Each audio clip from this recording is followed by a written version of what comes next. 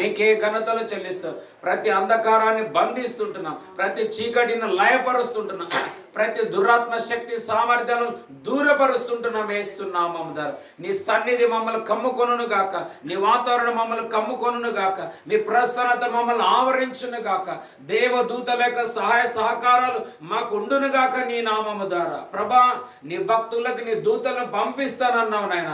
ఆ విధంగా మీరు మా మధ్యలో తండ్రి ఆరాధన చేసే దూతలు కావచ్చు, వాక్యాన్ని పంచి సువార్త చెప్పే దూతలు కావచ్చు, యేసు నామము ద్వారా నీ జనులు కదులుదురుగాక. దూతల స్వరూపంలో ధరించుకున్న వారు పరిశుద్ధుల సమూహములమే తండ్రి. మేమందరం నిన్ను సేవించుదుము గాక, నిన్ను ఆరాధించుదుము గాక, నిన్ను కొనియాడుదుము గాక, నిన్ను గణపరచుదుము గాక, నిన్ను మహిమపరచుదుము గాక అని వేడుకుంటున్నాము తండ్రి.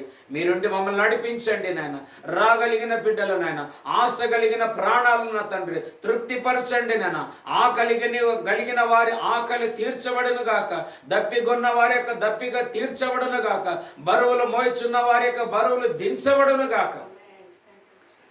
పగిలిపోయిన ప్రతి హృదయం యేసు క్రీస్తు నామము ద్వారా ఆత్మ సహాయం చేత కట్టబడును గాక నాయన, కట్టబడును గాక. చెదిరిపోయిన ప్రతిదీ తండ్రి కట్టబడును గాక. ప్రతి ఒక్క ఓట అంటే ఓల్పడ్డ ప్రతి ఒక్క తండ్రి పాటలను మీరు తండ్రి సరిచేయమని, మోడు బారిన ప్రతి జీవితాలను యేసు నామము ద్వారా మరలా చిగురింపజేయమని, మరి ముఖ్యంగా నీ సన్నిధిలో 140 కోట్ల మా భారతీయుల కోసం ఈ 40 దినములు ఉపవాసం ఉండి వేడుకుంటున్నప్పుడు తండ్రి మా మొరలను ఆలకరించి ఈ ఉపద్రవాల నుండి, ఈ ఉగ్రత నుండి, ఈ శాప పాపాల నుండి, రోగాల నుండి, వేదాల నుండి, ఓ ప్రభా నిర్జీవమైన క్రియల నుండి నా తండ్రి, బలహీనపరిచే అంధకార శక్తి సామర్థ్యాల నుండి ప్రభా, దురలవాట్ల నుండి, చెడు అలవాట్ల నుండి విడిపించి నీ సన్నిధికి తెచ్చుదువుగాక అడుగుచుంటున్నాము తండ్రి. మీరుండి మమ్మల్ని నడిపించమని వేడుకుంటూ ఈ సాయంకాలం ఈ ఆరాధన ప్రార్థన మీ చేతులు సమర్పించుకుంటూ దీనిని ఇంకా 7 దినముల కంటే ఈ 8వ దినములో ప్రభా దీనిని మీరు నింపి ఇవ్వాలని వేడుకుంటున్నాం. గంపల చేత నింపబడును గాక. ఓ ప్రభా నోవా కాలంలో ప్రచండమైన వర్షం కురిపించినట్లుగా నేడు ఆత్మ వర్షం కుమ్మరించబడును గాక, ఆత్మ సన్నిధి కదులును గాక అని అడుగుతుంటున్నాం. మీరుండి మాకు కార్యం చేయమని, మమ్మల్ని నడిపించమని, మాకు హెల్ప్ చేయమని యేసు నామమున ద్వారా అడుగుచుంటున్నాము తండ్రి. ఆమేన్.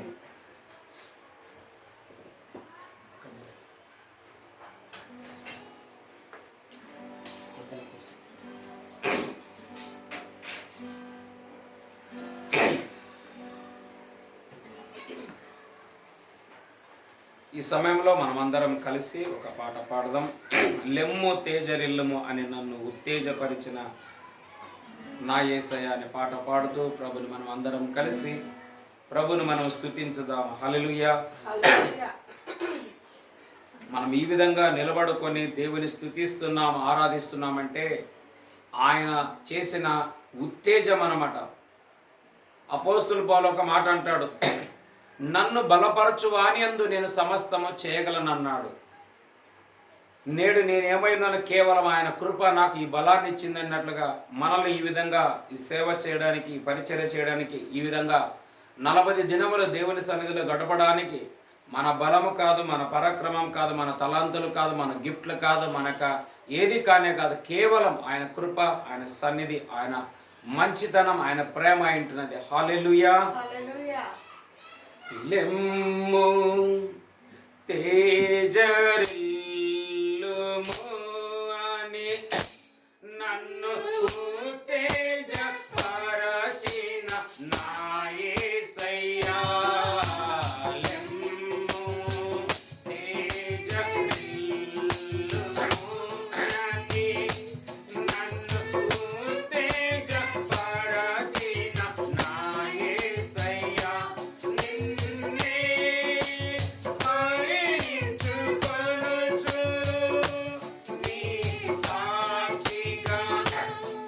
ప్రకాశ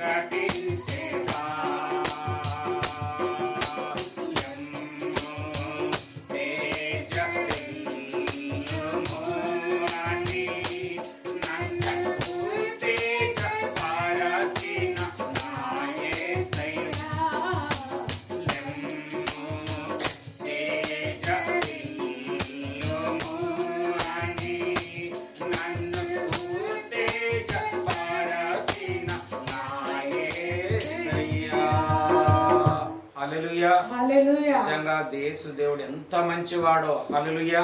ఎందుకంటే ఈ లోకంలో ఉండే ఈ ప్రజలు ఎదుటి వాళ్ళు మంచి వాళ్ళు ఎప్పుడు పడిపోతారా అని చూస్తారు. ఈ లోకంలో మంచికి విలువ లేదన్నమాట. అందుకే మొన్న కూడా ఒకరోజు చెప్పాను, యేసుప్రభు ఏమన్నాడు, ఈ లోకము నన్ను గ్రహింపదు, నన్ను అర్థం చేసుకోదు, నన్ను ప్రేమించదు, నన్ను చేర్చుకోదు, కానీ మీరే నన్ను ప్రేమిస్తారు, మీరే నన్ను చేర్చుకుంటారు, కాబట్టి నేను మీతోను మీరు నాతోను ఉంటారు అన్నాడు ఆయన. హల్లెలూయా.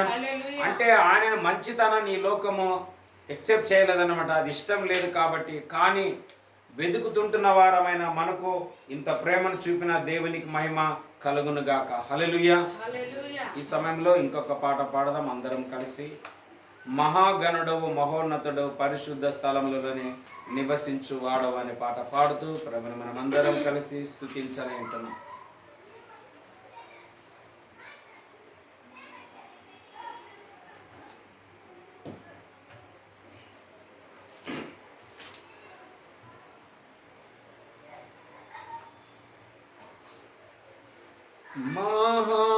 మహాగణుడవు మహోన్నతుడవు పరిశుద్ధ స్థలములోనే నివసించు ఆడవు. మహోన్నతుడవు మహోన్నతుడవు పరిశుద్ధ స్థలములోనే నివసించు ఆడవు.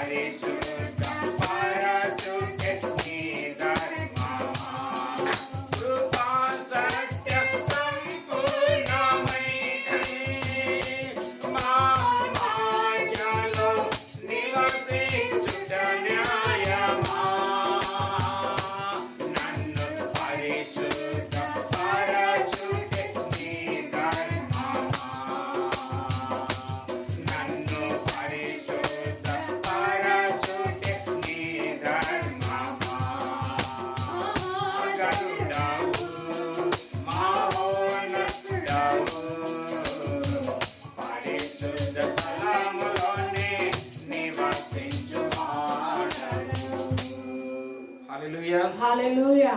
మన ప్రభు ఎక్కడ నివసిస్తాడంటే పరిశుద్ధమైన స్థలములో. హల్లెలూయా. అసలు మనం అందరం ఏ పరిశుద్ధం కానే కాదు, కానీ అయినా ఆ ప్రేమ కలిగిన తండ్రి, ఆ ప్రేమ కలిగిన దేవుడు తన ప్రేమను మనలో కుమ్మరించి ఈ అపవిత్రమైన దానిని అంతా తన ప్రేమతో, తన పరిశుద్ధ రక్తంతో నిన్ను నన్ను మనలందరినీ కడిగి పరిశుద్ధ స్థలంగా ఆయననే చేసుకొని, హల్లెలూయా, ఆయన దీంట్లో మనలో నివసించడానికి, మన ద్వారా తన మహిమని ఈ లోకానికి చూపించడానికి ఇంత ప్రేమ చూపిన దేవునికి మహిమ కలుగును గాక. హల్లెలూయా.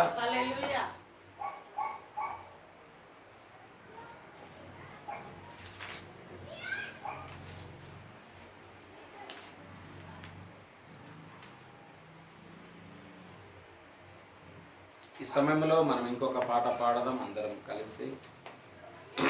ಆರಾಧನೆಯಲ್ಲಿ ಬಿಚ್ಚಾದಂಥ ಬಂಧನವಿಲ್ಲ, ಸ್ತುತಿಯಲ್ಲಿ ಬೀಳದಂಥ ಕೋಟೆ ಇಲ್ಲ, ಪ್ರಾರ್ಥನೆಯಲ್ಲಿ ಆಗದಂಥ ಕಾರ್ಯವಿಲ್ಲ, ನೀನು ನಂಬಿದರೆ ನಡೆಯದ అద్భుతవిల్ల అనే పాట పాడుతూ మనం పాట పాడనే ఉంటున్నాం. హల్లెలూయా. ಆರಾಧನೆಯಲ್ಲಿ ಬಿಚ್ಚಾದಂಥ ಬಂಧನವಿಲ್ಲ, ಸ್ತುತಿಯಲ್ಲಿ ಬೀಳದಂಥ ಕೋಟೆ ಇಲ್ಲ, ಪ್ರಾರ್ಥನೆಯಲ್ಲಿ ಆಗದಂಥ ಕಾರ್ಯವಿಲ್ಲ, ನೀನು ನಂಬಿದರೆ ನಡೆಯದ ಅದ್ಭುತವಿಲ್ಲ. ಆರಾಧನೆಯಲ್ಲಿ ಬಿಚ್ಚಾದಂಥ ಬಂಧನವಿಲ್ಲ, ಸ್ತುತಿಯಲ್ಲಿ ಬೀಳದಂಥ ಕೋಟೆ ಇಲ್ಲ, ಪ್ರಾರ್ಥನೆಯಲ್ಲಿ ಆಗದಂಥ ಕಾರ್ಯವಿಲ್ಲ, ನೀನು ನಂಬಿದರೆ ನಡೆಯದ ಅದ್ಭುತವಿಲ್ಲ.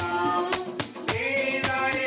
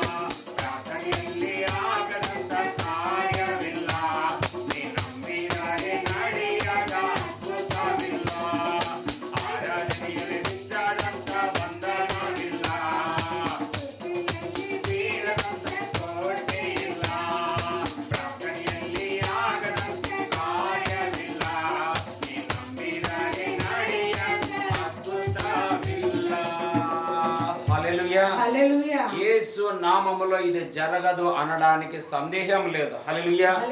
స్వతహా యేసు ప్రభువే అన్నాడు ఏమని, నాకు అసాధ్యమైనది ఏదైనా ఉండునా, నీవు నమ్మితే దేవుని మహిమ అంటే ఆయన కొలత లేని కార్యములు జరుగుతాయనే విషయంలో లాజర్ యొక్క అక్కగారితో సహోదరితో ప్రభు చెప్పినట్లుగా దేవుడు మనతో కూడా ఉంటూ మనతో మాట్లాడుతూ మనకు తెలియపరుస్తూ నేర్పిస్తూ మరి అంతేకాక అనేకమైన అనుభవాల చేత ప్రభు దేవుడు మనం నడిపిస్తుంటున్నందుల కొరకై దేవుని నామానికి మహిమ కలుగును గాక. హల్లెలూయా.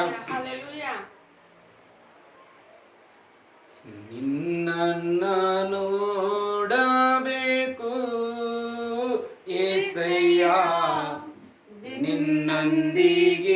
ನಿನ್ನೊಂದಿಗಿರಬೇಕು, ನಿನ್ನನ್ನು ನೋಡಬೇಕು యేసయ్యా, ನಿನ್ನೊಂದಿಗಿರಬೇಕು, ನಿನ್ನ ಜೊತೆ ಬಾಳಬೇಕು యేసయ్యಾ, ನಿನ್ನೊಂದಿಗೆ ನಡೆಯಬೇಕು, ನಿನ್ನ ಜೊತೆ ಬಾಳಬೇಕು యేసయ్యಾ, ನಿನ್ನೊಂದಿಗೆ ನಡೆಯಬೇಕು, ನಿನ್ನನ್ನು ನೋಡಬೇಕು యేసయ్ಯಾ, ನಿನ್ನೊಂದಿಗಿರಬೇಕು, ನಿನ್ನನ್ನು ನೋಡಬೇಕು యేసయ్యಾ, ನಿನ್ನೊಂದಿಗಿರಬೇಕು.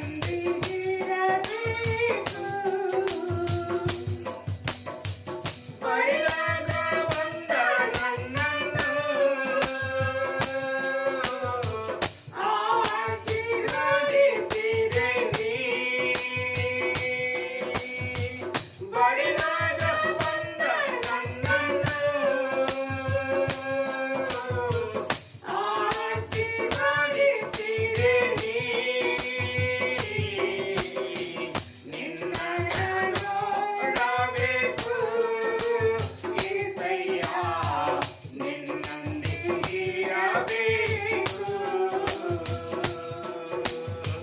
ನಿನ್ನನ್ನು ನೋಡಬೇಕು యేసయ్ಯಾ, ನಿನ್ನೊಂದಿಗಿರಬೇಕು, ನೀನಿಲ್ಲದೆ ನನಗೆ ಯಾರು ಇಲ್ಲಪ್ಪ, ನೀನಿಲ್ಲದೆ ನನಗೆ ಯಾರು ಇಲ್ಲಪ್ಪ.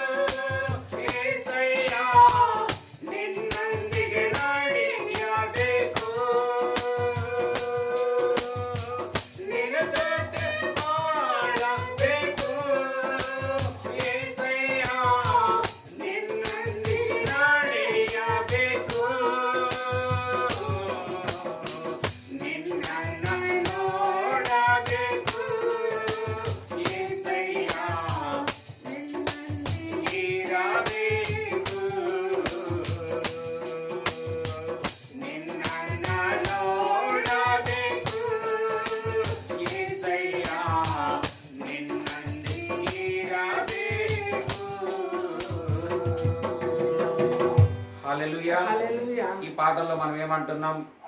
నిన్నను నోడಬೇಕು యేసయ్య నిన్నొందిగే ఇరಬೇಕು. హల్లెలూయా. కానీ ఈ మాటకి నేనేం చెప్పాలని అంటున్నాను తెలుసా? దేవుడు ఏమంటున్నాడు తెలుసా?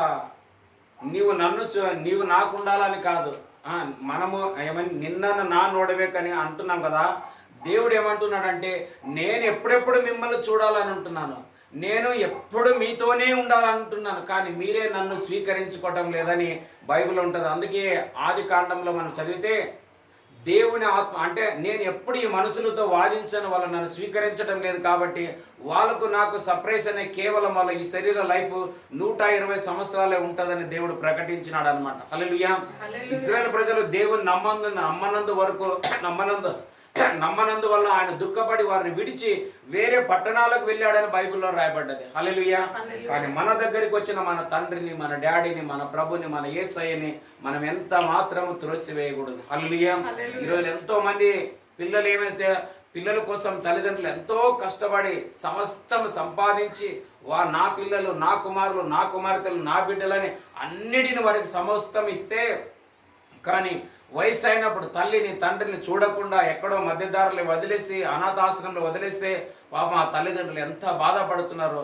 కానీ ఆ విధంగా నశించిపోతుంటున్న మనల్ని మన డాడీ ప్రాణం పెట్టి రక్తం కార్చి జీవమిచ్చి ఇచ్చుట మాత్రమే కాక ఇంకా నూతనమైనది ఆయన ఇవ్వడానికి సిద్ధంగా ఉంటున్నాడు.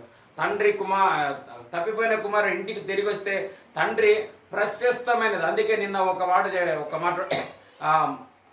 దాచబడిన ధనము అంటే ఇంకొక ఎరిగి ఉన్నానయ్యా అని అంటే దాంట్లో ఏమిటంటే మార్పు లేని వాగ్దానాలు.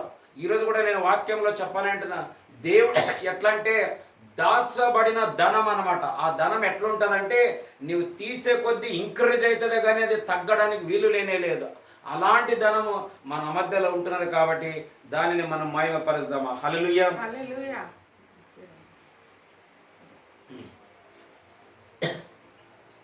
ನನ್ನ ಹತ್ತಿರ ವೇರು ಓ ಯೇಸುವೇ, ನಾನಿನ್ನನ್ನು ಬಿಟ್ಟು ಬಾಳಲಾರೆನು. ನನ್ನ ಹತ್ತಿರ ವೇರು ಓ ಯೇಸುವೇ, ನಾನಿನ್ನನ್ನು ಬಿಟ್ಟು ಬಾಳಲಾರೆನು. Hallelujah.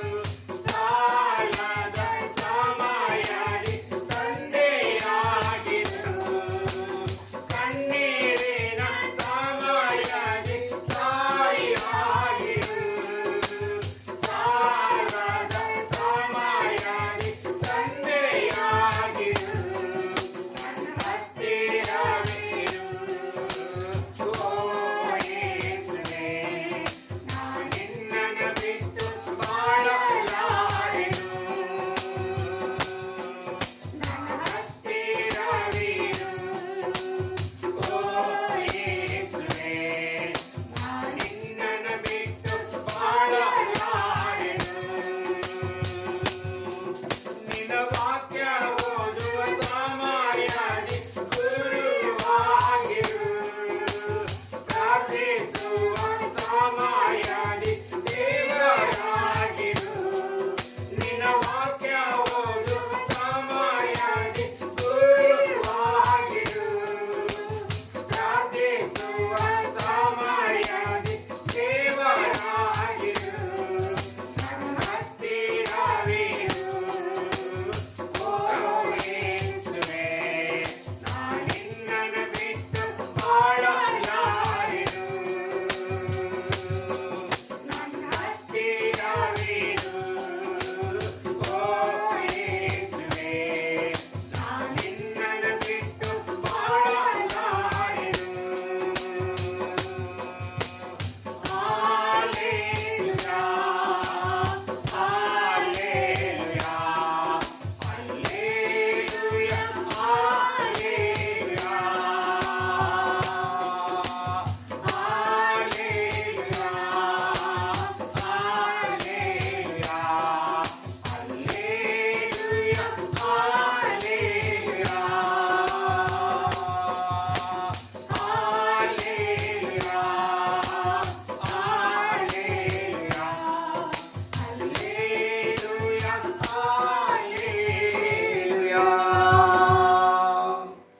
Hallelujah. Hallelujah. Jesus. Thank you, Hallelujah. Lord. Thank you, Lord. Thank you, Jesus. యేసయ్యానికి స్తోత్రాలు నాయనా. అయ్యా నువ్వు మాతోనే ఉండమని నేను అడుగుతున్నామయ్యా. నువ్వు మాతోనే నడచమని అడుగుతున్నామయ్యా. నువ్వు లేకుంటే ఒక క్షణము కూడా ప్రభా మేము ఉండలేము రాజు. ఎందుకంటే నీ కృప ద్వారానే ఇంతవరకు జీవించున్నాం నాయనా. ఇక ముందు కూడా నీ కృపనే మమ్మల్ని జీవింపజేస్తుంది రాజా. అందుని బట్టి నీకు వందనాలు, కృతజ్ఞతాస్తుతి స్తోత్రాలు చెల్లిస్తుంటున్నామయ్యా. ఆరాధ్యనీయుడవైన దేవా నీకు వందనాలు, నీకే కృతజ్ఞతాస్తుతి స్తోత్రాలు నైనా. ఈ సాయంకాల సమయంలో ప్రభా మరొక దినాన ప్రభా నీ సన్నిధానంకి వచ్చి ప్రభా ఈ విధంగా నిన్ను ఆరాధించి నేను పాటలతో ఘనపరిచే కృపా భాగ్యాన్ని తండ్రి మాకు అనుగ్రహించిన మా దేవా నీకు వందనాలు, కృతజ్ఞతాస్తుతి స్తోత్రమయ్యా. ఈ ఉపవాస దిన ప్రార్థనలు ప్రభా యేసయ్యా మేము ప్రార్థించినప్పుడల్లా దేవుడు అయిండినైనా మా మొరలను ఆలకించయ్యా. మేము ఉచ్చరింప శక్యాన్ని కానీ మూలుగుతుంటున్నప్పుడయ్యా మా మూలుగులను విని ప్రభా మాకు తండ్రి జవాబు దయచేయండి అయ్యా.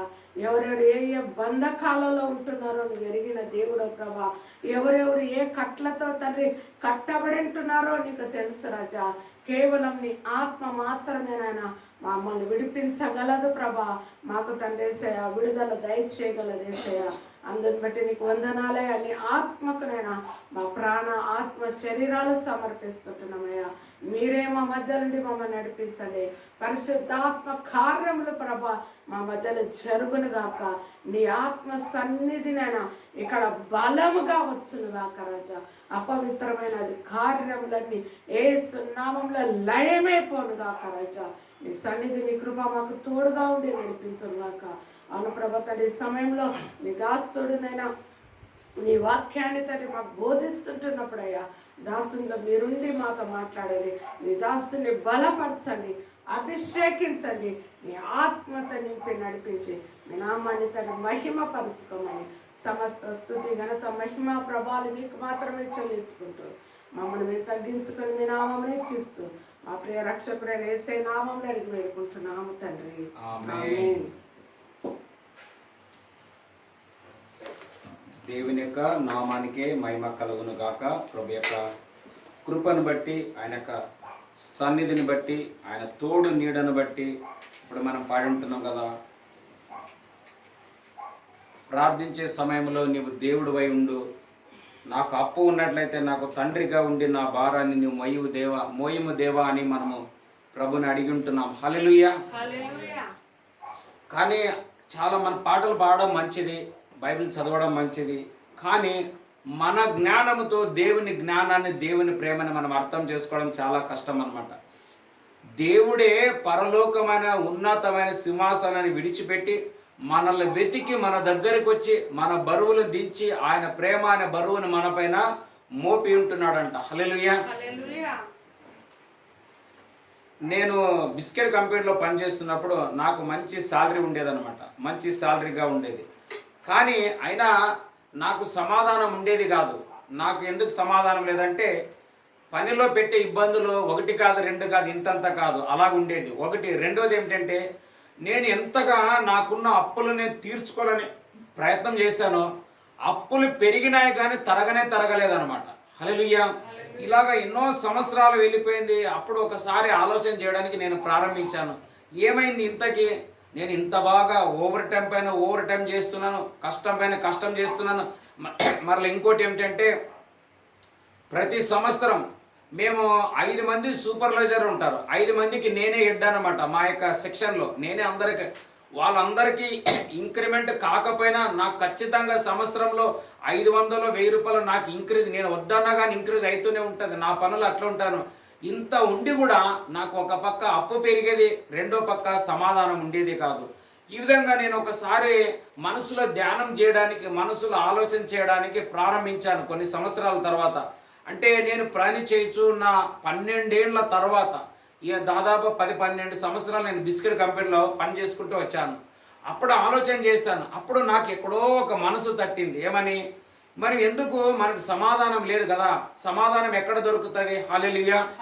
సమాధానం దొరికేది ఎక్కడ దొరుకుతుంది? నిన్నటి దినంలో నేను చెప్పాను. ఈరోజు కూడా కొంచెం మనం ధ్యానించాలి. అది చర్చిలో మాత్రమే సమాధానం ఉంటుందని నాకు కొంచెం తెలుసు. ఎందుకంటే నేను హాస్టల్లోనే పెరిగాను, చర్చికి వెళ్ళేటోని కాబట్టి.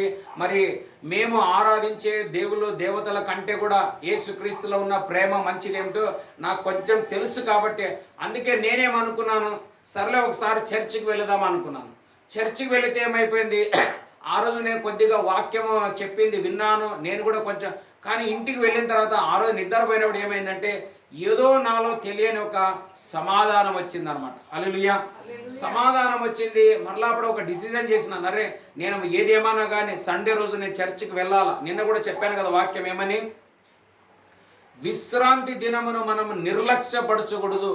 అంటే ప్రభు యొక్క దినాన్ని మనం తిరస్కరిస్తే, నెగ్లిజెన్స్ చేస్తే ఎంత నష్టం, ఎంత పోగొట్టుకుంటాం.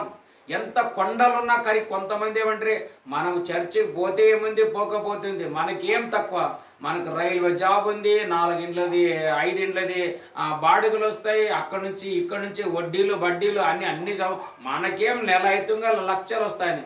మరి అట్లా లక్షల కోట్లు అన్న వాళ్ళని నిప్పు తగులుకున్నది లాస్ ఏంజల్స్ అమెరికాలో. మొత్తం అంతస్తులు కింద పడి ఏమైందంటే బూడిద, ఎత్తుకోవడానికి కూడా ఏం దొరకటంలే. కానీ దేవుని సన్నిధిలో నేను ధ్యానించినాం. ఏం తెలుసా, దేవుని సన్నిధిలో నాటబడిన వారు దినదినము వర్ధిల్లినారని. ఎప్పుడైతే నేను చర్చికి వెళ్ళడానికి ప్రారంభించానో ఫస్ట్ నాలో ప్రారంభమైంది ఏం తెలుసా, సమాధానం. హల్లెలూయా. నేను మీ అందరూ కూడా చెప్తున్నాను, మీరు ఇక్కడే కాదు ఎక్కడ పోయినా ఒక చర్చికి వెళుతున్నామంటే, ఒక దేవుని సన్నిధికి వెళ్ళినామంటే మొట్టమొదటిగా మనకు దొరకవలసింది ఏమిటంటే సమాధానం ఉండాలి. అక్కడ యేసు ప్రభు పునరుత్థానుడు అయిన తర్వాత శిష్యులు కనబడి ఆయన మొట్టమొదటిగా ఏమన్నాడు, ఒక మాట చదువుకుందాం. యోహాను సువార్తలో ఉంటుంది. యోహాను సువార్త, ఆ కుర్చీ తీసేసి ఆ పైలోడు కరెక్ట్ కూర్చుండే. యోహాను సువార్త 21వ అధ్యాయము, 21వ అధ్యాయంలో యేసు ప్రభు ప్రత్యక్షమైనప్పుడు ఒక మాట ఉంటుంది. చదవండి. 21:19 21:19 అంటే 2019 ఏమో, 2019 చూడండి. లాక్డౌన్ ఎప్పుడు వచ్చింది? 2019లో వచ్చింది కదా. చదువు. అదే లాక్డౌన్ టైం. నాకు బాగా మర్చిపోయింది ఆ వాక్యం. ఆదివారమున సాయంకాలమున శిష్యులు యూదులకు భయపడి తాము కూడి ఉన్న ఇంటి తలుపులు మూసి ఉండగా యేసు వచ్చి మధ్యన నిలిచి హల్లెలూయా వారితో చెప్పాను. నిన్నటి కూడా ఒక చర్చికి మనం వెళుతున్నామంటే మనందరి మధ్యలో ఎవరు ఉండాలంట? యేసు ఉండాలి. ఈ రోజులో చాలా మంది అభిషేకం పొందుకో అభిషేకం ఉంటే చాలు, యేసు ఉంటేమి లేకుంటేమి.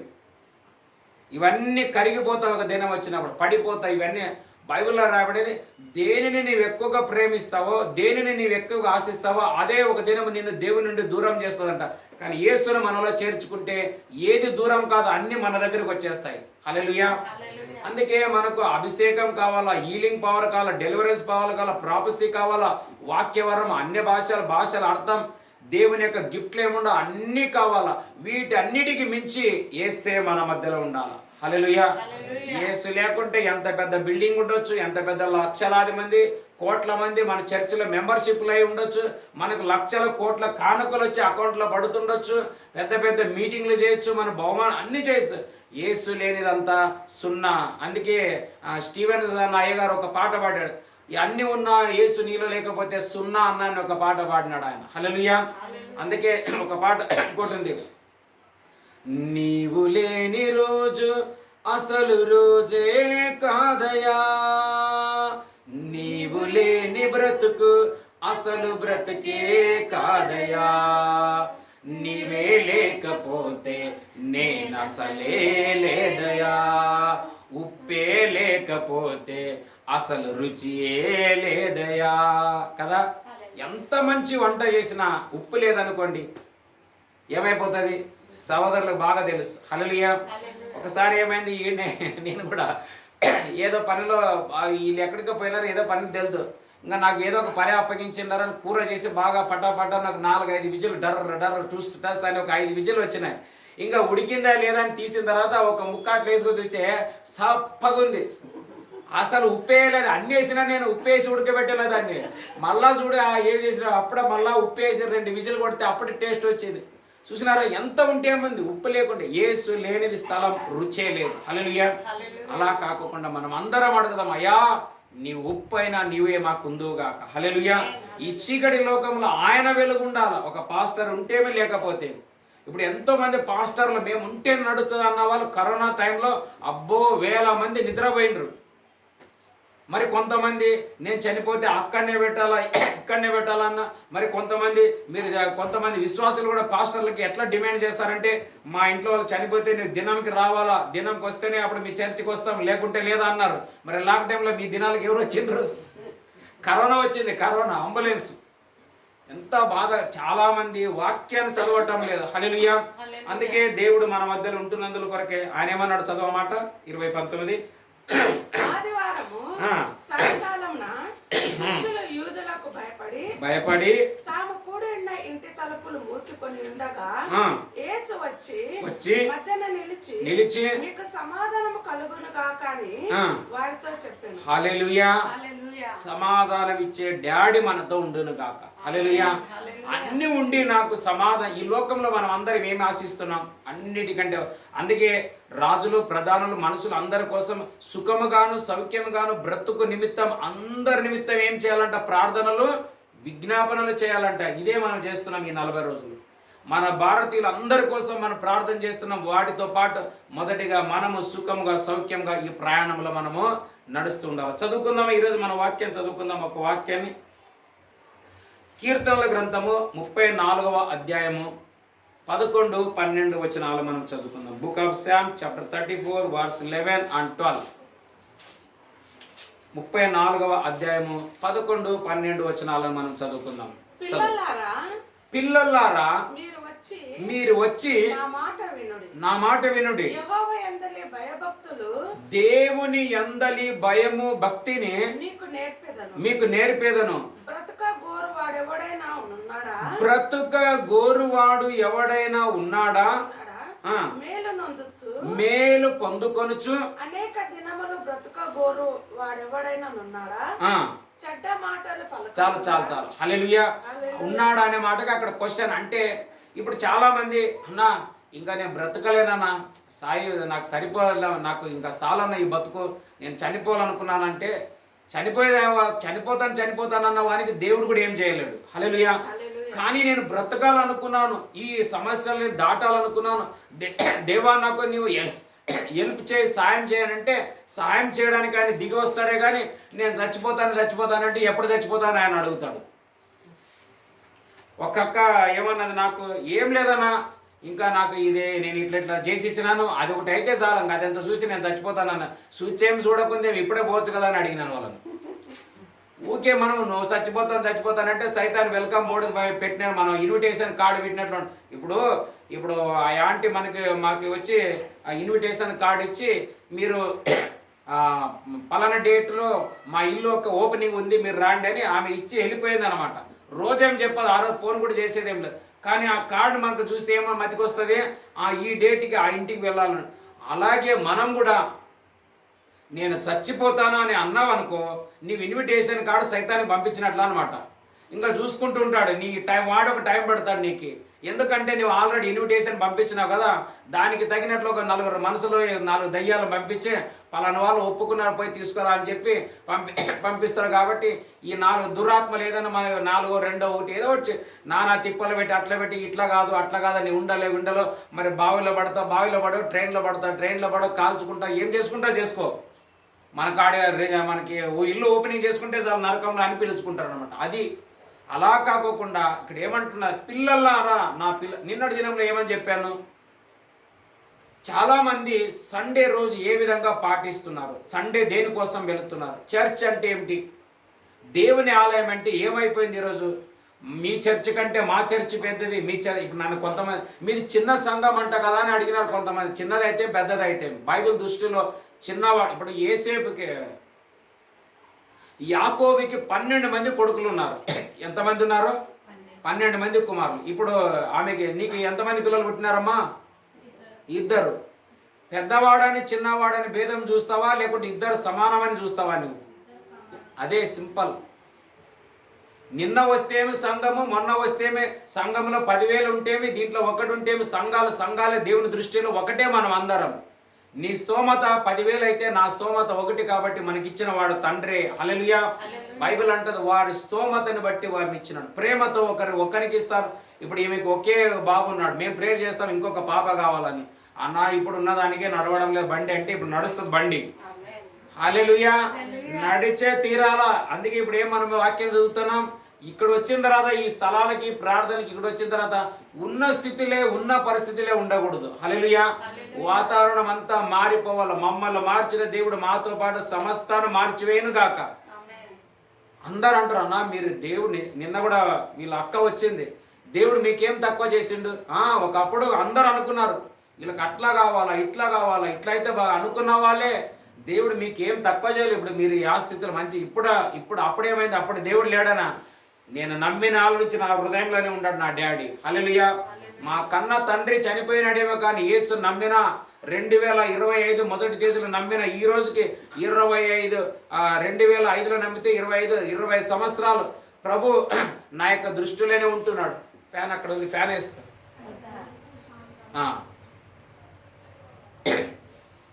ఆ విధంగా ఇక్కడ ఏమంటున్నామంటే చర్చిలో వచ్చిన తర్వాత మనం ఏం చేయాలంటే ఇక మీదట గతించిన దినాల కాకోకుండా బంద్ చేసేసేదాన్ని, గతించిన దినాల కాకోకుండా, గతించిన సంవత్సరాల కాకోకుండా, గతించిన పరిస్థితులు మనలో ఉండకోకుండా ఇక మీదట దేవుని పిల్లలమైన యొక్క ప్రయాణాలు మన అందరి జీవితాలలో ఉండునుగాక.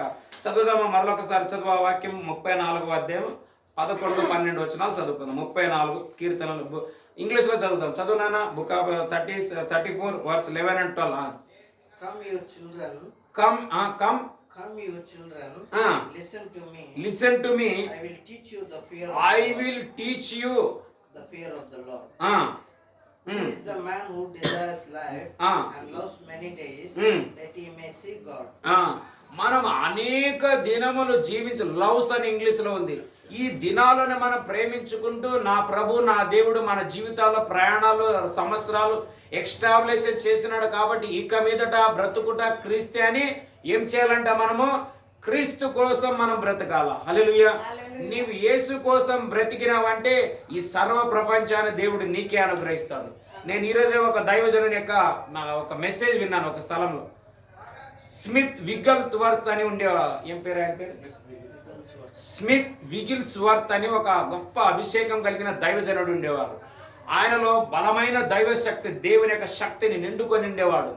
ఆయనకి ఎవరైనా కానీ ఫోన్ చేసి, అయ్యా మా ఆయన అంబులెన్స్లో ఉంటున్నాడు, చాలా సీరియస్ కండిషన్ ఉన్నాడంటే ఆయన ఏమంటాడంటే తెలుసా, ఫస్ట్ మీ ఇంటి అడ్రస్ చెప్పు నాకు అంటాడంట.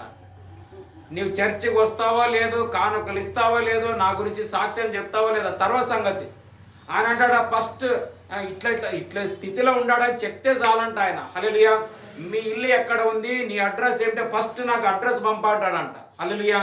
ఆయన హాస్పిటల్లో ఉన్నాడో, అంబులెన్స్లో ఉన్నాడో, గట్టర్లో పడ్డాడో, రోడ్లో పడ్డాడో అవన్నీ కాదు. నీ అడ్రస్ చెప్పంటాడంట. పోయేది ఆలస్యంలే, యేసు నామములో లే అంటాడంట ఆయన. హల్లెలూయా. ఎందుకంటే ఎవరైతే దేవునికి మొర్ర పెడతాడో దేవుని యొక్క శక్తి మన మధ్యలో అట్లా కార్యములు జరుగుతుంది. కాబట్టి అందుకే మనం ఏమిటంటే ఒకసారి ఇంకా దేవుని దగ్గరికి వచ్చిన తర్వాత, ఆయన సన్నిధికి మనం వచ్చిన తర్వాత, ఆయన యొక్క ప్రసన్నతలో మనం వచ్చిన తర్వాత, ఇక మీదట మనము దేవుని ఎప్పటికీ అయ్యా ఇంకా నేను చచ్చిపోతాను అనే మాట దేవుని ఆలయంలో ఎప్పుడు మనం పలకకూడదు. హల్లెలూయా.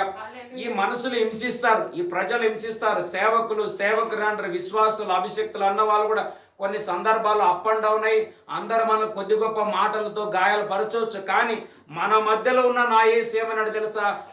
మొదటిగా మీకు ఆయన సమాధానం కలుగును గాక అన్నాడు. రెండోది ఏమన్నాడంటే, నా కుమార్తెల్లారా మీరు నా యందు భయం భక్తి కలిగి ఉండి అనేక దినములు, మెనీ డేస్ అని మన ఇంగ్లీష్లో ఉంటున్నాం, నేనంటాను అనేక సంవత్సరాలు. హిజ్కియా ప్రార్థన చేస్తే దేవుడు 15 సంవత్సరాల ఆయుస్సుని ఏం చేసినాడంట? ఇంక్రీజ్ చేసినాడు. అదే నువ్వు హాస్పిటల్లో అడ్మిట్ అయినావు అనుకో, ఫస్ట్ 2 లక్షలు కడితేనే మళ్ళీ, లేకుంటే నువ్వు రాసి ఆయన బ్రతికితే బ్రతకొచ్చు, లేకుంటే లేదంటారు డాక్టర్లు. ఏమంటారు డాక్టర్లు? ఆయన బ్రతకొచ్చు బ్రతకకపోవచ్చు, ఫస్ట్ నువ్వు రాసిస్తే తప్ప ఈయనకు ఆపరేషన్ చేయలేం, మళ్ళా మీ అకౌంట్లో ఫస్ట్ నా దాంట్లో ఒక 2 లక్షలు 3 లక్షలు వేయాలంటారు. కానీ ప్రభు దేవుని స్తోత్రం, ఫ్రీగా బ్రతుకుతావని అంతే మనస్సు ఉండాలి మనకి. అందుకే ఏమంటారంటే ఇక్కడ మనం ఎప్పుడైతే ఈ ప్లేస్కి వచ్చినామో ఇక్కడ అంతా మన వాతావరణం మారిపోవాలా. లోక సంబంధమైన పాత జీవితం యొక్క మైండ్ సెటప్లు ఇవన్నీ డిలీట్ అయిపోవాలా. దేవుని యొక్క ప్యాటర్న్ మనలో ఇంక్రీజ్ అయిపోవాలా. హల్లెలూయా. దేవుని యొక్క స్వభావాలు గుణలక్షణాలు మనలో ధరించుకోవాలా. అందుకే దేవుని ఆలయంకి వచ్చిన తర్వాత ఏమంటున్నాడు ఆయన? చదవమాట కీర్తనలు book of Psalm chapter 34 verse 11 చదువుకుందాం. అందరు దయచేసి వాక్యాలు బాగా మతి పెట్టుకోండి. కీర్తనలు 34, 11, 12 book of Psalm chapter 34 verse 11 and 12. పిల్లలారా మీరు వచ్చి నా మాట వినుడి. యెహోవా యందలి భయభక్తులు మీకు నేర్పెదను. బ్రతుక గోరువాడు ఎవరైనా ఉన్నాడా? చూసినారా? బ్రతుక గోరువాడు ఎవరైనా ఉన్నారా? మేలు పొందుకొని అనేక దినములు బ్రతుక గోరువాడు, అనేక సంవత్సరాలు బ్రతుక గోరువారు ఎవరైనా ఉన్నాడా? హల్లెలూయా. అలాంటి వాళ్ళు ఎవరైనా ఉన్నట్లయితే ఎక్కడికి రావాలంట? యేసు దగ్గరికి రావాలి. హాస్పిటల్లో పోయి అడ్మిట్ అయితే నువ్వు బ్రతుకొచ్చో బ్రతకలే ఫస్ట్ రాసి అంటారు. నా కళ్ళ ముందు ఎన్నో చూసినా ఇట్లాంటి కేసులు. హల్లెలూయా. అలా కాకుండా మనం చావు బ్రతుకులో ఉన్న మనకి జీవాన్ని పోసి ఇంకా దినములు పొడిగిస్తున్న మన దేవునికి సకల మహిమ ఘనత ప్రభావములు చెల్లును గాక. అందుకే ఈ బ్రతుకులో మనం ఏం నేర్చుకోవాలా? పిల్లలారా రండి నేర్చుకోమన్నాడు కదా. మరి మనం ఏం నేర్చుకోవాలా? హల్లెలూయా. చూడండి, ఇప్పుడు ఈ మీ కొడుకు స్కూల్కి పోతాడా? ఏ స్కూల్కి పోతాడు? ఏం నేర్చుకుంటాడు? చదువు. చూడండి ఒక నిమిషం, స్కూల్కి పోతే చదువు నేర్చుకుంటారు. పనికి పోతే పనికి ఎందుకు పోతామంటే ఏదో కంపెనీని గొప్ప చేయాలని కాదు, మనకు తగిన శాలరీ వచ్చే చాలు, డబ్బుల కోసం పోతాం. వేరేదేమో అందరికీ తెలిసిన సంగతి ఇది. ఒకటి స్కూల్కి ఎందుకు పోతామంటే స్కూల్కి పోవడానికి గల కారణం ఏంటంటే విద్య నేర్చుకోవడానికి. పనులకు ఎందుకు వెళుతున్నామంటే సంపాదన కోసం వెళ్తాం. పెళ్లిళ్ళు ఎందుకు చేసుకుంటున్నామంటే సంసారం చేసి పిల్లలను కనడానికి. మనం ఇల్లులు ఎందుకు కట్టిస్తున్నామంటే నివాసం చేయడానికి. బండ్లు ఎందుకు కొంటున్నామంటే ప్రయాణాలు చేయడానికి. హల్లెలూయా. అదే రీతిగా మనం చర్చికి ఎందుకు వస్తున్నాం అది మనం నేర్చుకోవాలి. ఇది మనం నేర్చుకోకపోతే నీ లైఫ్లో ఫెయిల్ అయిపోతావు. అందుకే అన్నాడు కదా, బ్రతకాలంటే ఇట్లా బ్రతుకు, ఇట్లా నేర్పిస్తాను అంటాడు. ఏం నేర్పిస్తారు? చదువుదాం. మొదటిగా యోషువ గ్రంథం 1వ అధ్యాయం 8వ వచనం book of Joshua chapter 1 verse 8. యెహోషువ గ్రంథము డిట్రోనామీ తర్వాత వచ్చేటువంటి పుస్తకం యెహోషువ 1వ అధ్యాయం 8వ వచనం 1:8. ఈ ధర్మశాస్త్ర గ్రంథమును నీవు బోధింపక తప్పిపోకూడదు. దానిలో రాయబడిన వాటన్నిటి ప్రకారము, చూసినారు, దీనిలో రాయబడిన వాటి అన్నిటి ప్రకారము చేయుటకు నీవు జాగ్రత్త పడునట్లు దీనిని ధ్యానం చేసుకొనిన ఎడల వర్ధిలింప చేసుకొని నీ మార్గాన్ని వర్ధిల్లంటే అభివృద్ధి చేసుకొని చక్కగా ప్రవర్తించు. హల్లెలూయా. హల్లెలూయా. నువ్వు ఎంత స్కూల్కి పంపు ఇది రానే రాదు స్కూల్లో. నేను గ్యారంటీ అడుగుతాను మిమ్మల్ని అందరినీ, మీ పంపించిన మీ స్కూల్కి వీడు బాగా చదివితే చక్కగా నడుస్తారా ఎవరైనా చెప్తారా? చూడు, స్కూల్కి పోయే పిల్లలు మనమేం మన పిల్లలు స్కూల్ పోయిండని అనుకుంటాం, వాడేమి పిక్నిక్ పోయింటాడు, ఇంకో క్రికెట్ పోయింటాడు, సినిమాకి పోయింటాడు, లేకుంటే కొంచెం పెద్దగా ఏంటంటే ఈ అమ్మాయి ఎంబడో ఆ అబ్బాయి ఎంబడి ఆడపోయి పార్కులో కూర్చుంటారు. మనమేం మన పిల్లలు ఆడిపోయినారు అనుకుంటాం. కానీ బైబిల్ ఏమంటే తెలుసా, నీకు నీవు బ్రతకాలనుకున్నట్లయితే ఈ వాక్యాన్ని ధ్యానించాలా, జాగ్రత్తగా పాటించాలా. ఇది చేసినట్లయితే నువ్వేమైనా ఇదే కారణం చేత బైబిల్ నేను ఎట్లా చదువుతానంటే మాటల్లో చెప్పలేను. హల్లెలూయా. బైబిల్ చదవడం అంటే అట్లా అన్నం తిన్నట్లు, రుచి తిన్నట్లు. నేను బైబిల్లో తిరిగి తిరిగి చదువుతుంటున్నాను. ఎందుకంటే చదివే కొద్దీ నా ఎనర్జీ, నా ప్రతి విషయంలో నేను పెరుగుతున్నాను. హల్లెలూయా. మా ఇంట్లో పిల్లలు కూడా అడగండి, ఇప్పుడు మళ్ళీ ప్రేయర్ అయినా రాత్రి మరలా మేము పండుకునేడానికి ముందు, అన్నం తినడానికి ముందు ఫ్యామిలీగా మేము అందరం ప్రేయర్ చేసుకుంటాం. ప్రేయర్తో పాటు దానికి ముందు ప్రతిదినం ఒక అధ్యాయమైనా చదువుతాం, లేకపోతే 10 వచనాలు 20 వచనాలు చదువుకుంటాం, ప్రార్థన చేసుకుంటాం, అన్నం తింటాం. మరలా నేను పర్టికులర్గా మా పిల్లలు చెప్తాను, బైబిల్ చదువుతారా లేదా చదవాలని. మా పాప దూరంలో ఉన్నా కానీ ఉదయం 6 గంటలకి ఒకవేళ టైం ఉంటే 6 గంటల నుంచి 7 గంటల వరకు ఒక ప్రార్థన ప్రారంభించిన ఆమె దీంట్లో మాకు కనెక్ట్ అయి ఉంటుంది. టైం ఉంటే మళ్ళీ డ్యూటీ టైం అయింది, పొద్దున్న టైం ఉంటే లేదు, నైట్ డ్యూటీ ఉంటే లేదు, మధ్యాహ్నం ఉంది లేకుంటే ఆఫ్ ఉందంటే కంపల్సరీ కనెక్ట్ అయి కావాలా. హల్లెలూయా.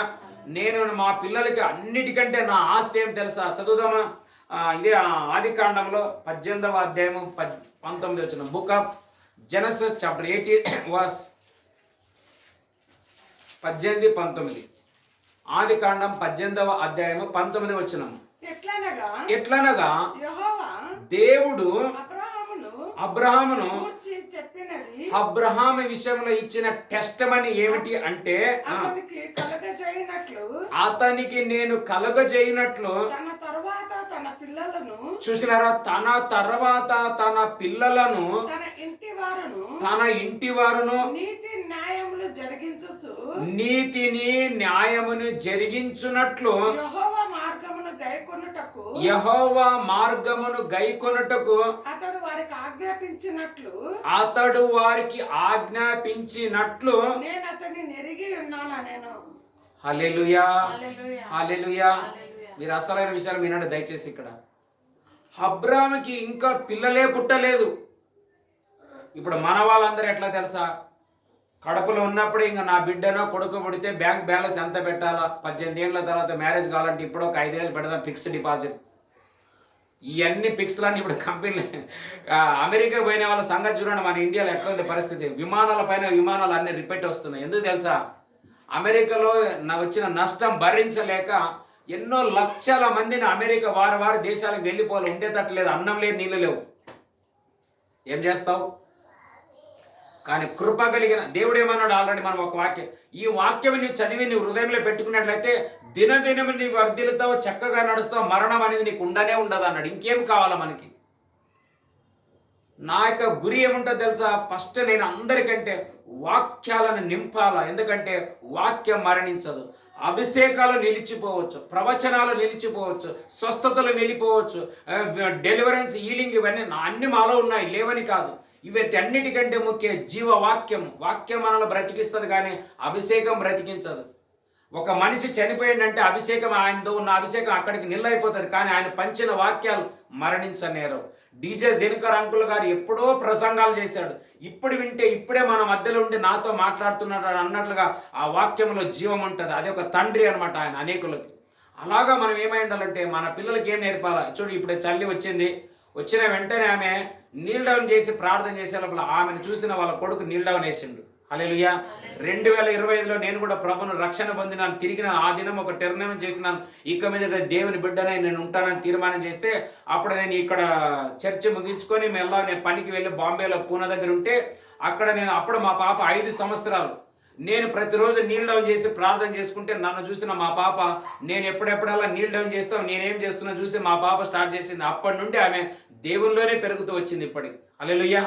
దయచేసి మీ అందరు నేను బతిమలాడుతున్నది ఏమిటంటే మన పిల్లలకి ఈ లోక సంబంధమైన వాటికంటే వెండి బంగారం నాకు ఇంత ఆస్తి ఉంది చూడ మాకి ఆస్తి నాకు పొలాలుండి నాకు ఇండ్లుండి కూడా మా అమ్మా నాయనలో నీకు ఇయ్యమని నీకు ఇష్టం ఉంటే లేకుండా పో అన్నారు. ఏం చేస్తావు నేను ఇప్పుడు? కానీ దేవుని నమ్మినాను కాబట్టి ఆ భయం లేదు, ఆ బాధ లేదు, ఆ దుఃఖం లేదు. నేను ఓకే వాళ్ళు ఇచ్చిన సంతోషం ఇయ్యకున్న సంతోషం సమస్తం ఇవ్వగలిగిన దేవుడు ఉండాడని నేను నమ్మినందుకు ఇంకా బ్రతికినాను. ఒకవేళ నేను అదే యేసును నమ్మకపోతే ఎప్పుడే ఆత్మహత్య చేసుకుని చచ్చిండేవాడిని నేను. దయచేసి మీరు కూడా ఏం చేయాలంటే కానీ మొదటిగా మనం బైబిల్ చదివేది నేర్చుకోవాలా. మనం బైబిల్ చదివేది నేర్చుకోలేదు, దేవుని పైన దేవుని వాక్యం పైన ప్రేమ లేదంటే నీవు చచ్చినట్లే నీ సంతానం చచ్చితా, నీ కుటుంబం చదువు. ఆ మాట ఏమని చూడండి, 18-19 చదవండి. ఎట్లనగా యెహోవా అబ్రహాము గూర్చి చెప్పినది అతనికి కలుగజేయనట్లు తన తర్వాత తన పిల్లలను తన ఇంటి వారు అందరును నీతి న్యాయములను జరిగించుచు యెహోవా మార్గమును గైకొనుటకు. ఎవరి మార్గం అంట? కొంతమంది ఏమంటారు తెలుసా, మనము మన కులము బిల్ల వాళ్ళు, మన కులము కళ్ళకుంట్లలో మనం ఇట్లా అంటే ఇట్లనే, ఇంకా చేంజ్ అయ్యేటట్లేదు. ఒక ఆమె అన్నది నాకు, మేము బిల్ల వాళ్ళం ఏమనుకున్నా, నేను ఒప్పుకోనంటే ఒప్పుకోగా ఉంచుకో, నాకేముంది. ఎట్లా రక్తం చూడు ఎంత భయంకరమైనది ఇది. కానీ అబ్రాహాములు ఏమన్నా తెలుసా, మా నాయన స్వభావం మా పిల్లలకి ఇంక మీద ఉండకూడదు. ఎందుకంటే నేను ఇప్పుడు నా నమ్మిన దేవుడైన ఈ దేవుడు నిజ దేవుడు, ఆ దేవుడు వేరే. ఆ దేవుడు ఎలాగా చదువుదామా? యోషువ గ్రంథం 24వ అధ్యాయం 1వ వచనం. యోషువ గ్రంథం book of Joshua chapter 20 last అనుకుంటా వాళ్ళ నాయన గురించి ఏమో రాయబడింది, అక్కడ ఒక మాట ఉంటుంది. యోషువ బుక్ ఆఫ్ జాషువా చాప్టర్ 24:1. యెహోషువ ఇశ్రాయేలు గోత్రముల వారినందరినీ షేకెములో పోగు చేసి వారి పెద్దలను, వారి ప్రధానులను, వారి న్యాయాధిపతులను, వారి నాయకులను పిలువగా వారు వచ్చి. లాస్ట్ అధ్యాయం అదేనా? ఓకే చదువు, ఇంకా చదువు ఏమన్నా ఉంటుంది. అది నేను ఒకసారి చెప్పినా. వారి చదువు ఆ మాట. అదే అబ్రహాం ఎన్ని వచ్చిన అది 2వ వచనం ఉంటుంది, ఆడనే ఉంటుంది. అదే న్యాయాధిపతులను వారి నాయకులను పిలువనంపగా వారు వచ్చి దేవుని సన్నిధిని నిలిచిరి. ఎక్కడ నిలిచినారంటే వీళ్ళందరూ దేవుని సన్నిధిలో నిలిచిరి. యెహోషువ జనులందరితో ఇట్లా నేను ఇశ్రాయేలు దేవుడైన యెహోవా చెప్పున్నదేమనగా ఆది కాలము నుండి మీ పితరులు చూసినారా, మీ పితరులు ఆత్మీయ తల్లిదండ్రులు వీళ్ళు అనగా అబ్రహామును, నాహోరును, నాహోరు తండ్రి అయిన తెరాహు కుటుంబీకులు నది యూఫ్రటీసు అద్దరంటే ఆ భాగముల వారు నివాసం చేసి ఇతర దేవతలను పూజించి. అబ్రాహాము యొక్క తండ్రి ఏ దేవతలను పూజించినాడంట? జీవం కలిగిన దేవుని తండ్రిని కాదు. అందుకే అబ్రాహాం ఏమన్నాడు, మా నాయన మా జేజి నాయన టైపు నా పిల్లలు ఇక్కడ ఉండకూడదు. ఇప్పుడు ఎట్లా మేము మా యొక్క తల్లిదండ్రులు ఉన్నట్లు మా పిల్లలు ఉండకూడదని మేము దేవుని దగ్గర బతిమలాడి వాళ్ళకి నేర్పిస్తున్నామో, అబ్రాహాము మనసు కూడా అదే ఉన్నదంటే మన మనసు కూడా ఏముండాలంటే నేను ఉన్నట్లు మన పిల్లలు ఉండకూడదు. హల్లెలూయా. నీవు ఆస్తులు, అంతస్తులు, మిద్దెలు, మేడలు, జాబులు, గీబులు అన్ని ఇచ్చినా, ఎన్ని ఇచ్చినా ఆ స్వభావం మనలో పోదు. కానీ మనం దేవుని వాక్యం మన పిల్లలు వేసినట్లయితే దేవుని స్వభావమై దేవుని జనరేషనే మారుతారు అనమాట. హల్లెలూయా. అందుకే నేను చెప్పేది ఏమిటంటే మనం దేవుని వాక్యాన్ని ప్రేమించాలా, చదవడానికి సమయం తీసుకోవాలా. నువ్వు చదవకపోతే నీ పిల్లలకి ఏం నేర్పించావు? ఆయన ఏం మార్గం నేర్పించినాడంటే దేవుని మార్గం నేర్పించినాడు. అందుకే అబ్రాహాం ఎంత ఐశ్వర్యవంతుడైనాడు, ఆయనకు మించి ఇస్సాకు ఐశ్వర్యవంతుడైనాడు. ఇస్సాకు ఎంత ధనవంతుడైనాడు, ఇస్సాకుకు మించి ఎవరైనారు తెలుసా? యాకోబు అయినాడు అనమాట. హల్లెలూయా. యాకోబుకి 12 మంది కుమారులు ఉంటే వాళ్ళందరిలో ఒక వ్యక్తి ఐశ్వర్యవంతుడైనాడు. ఆయన పేరే యోసేపు అనమాట. యోసేపు ఒక మిస్త్రులో అమ్మబడినప్పటికీ ఆయన దగ్గర ధనము లేదు, బ్యాలెన్స్ లేదు, బ్యాంక్ అకౌంట్ లేదు, ఏటీఎం లేదు, ఫోన్పే లేదు, గూగుల్ పే లేవు, అప్పట్లో స్కానింగ్లు ఏమీ లేవు. కానీ ఆయన హృదయంలో ఒకటిన తెలుసా, నా దేవుని ఎదుట ఇలాంటి పాపం నేను ఎలా చేసేదా? హృదయంలో ఏం పెట్టుకున్నాడంటే దేవుని మార్గం వాక్యాల్లో పెట్టుకున్నాడు కాబట్టి. అందుకే అన్యుల మధ్యలో విగ్రహారాధనలో ఉంటున్నప్పటికీ దేవుని ఆయనకు తల్లి లేడు, తండ్రి లేడు, అక్క లేడు, చెల్లి లేడు, ఎవ్వరు లేకపోయినా ఐగుప్తులో యోసేపే గొప్ప ధనవంతుడై అన్నగారులకి న్యూస్ పంపించినాడు, అయ్యా నేను ఇంకా ప్రధానమంత్రి సమస్తం ఉంది, రాండి ఇక్కడ మనం బ్రతుకుదామంటే. అలాగా ఈ వాక్యం కరువులో కూడా మనల్ని అందరినీ బ్రతికిస్తుందని నేను చెప్తుంటున్నాను మీకు. హల్లెలూయా. అందుకే మన పిల్లలకి దేవుని ఆలయంలో వచ్చినది కాక మనం నేర్చుకున్నది మన పిల్లలకి ఇక మీదట దేవుని గురించి మనం నేర్పించుదామా. చదువుదామా. లూకా రాసిన సువార్త 4వ అధ్యాయం 22వ వచనం. Gospel of Luke chapter 34 verse 2.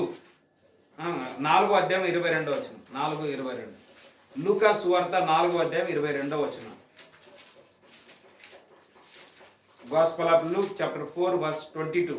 అప్పుడు అందరూ ఆయనను గూర్చి అంటే యేసును గూర్చి సాక్ష్యం ఇచ్చుచు ఆయన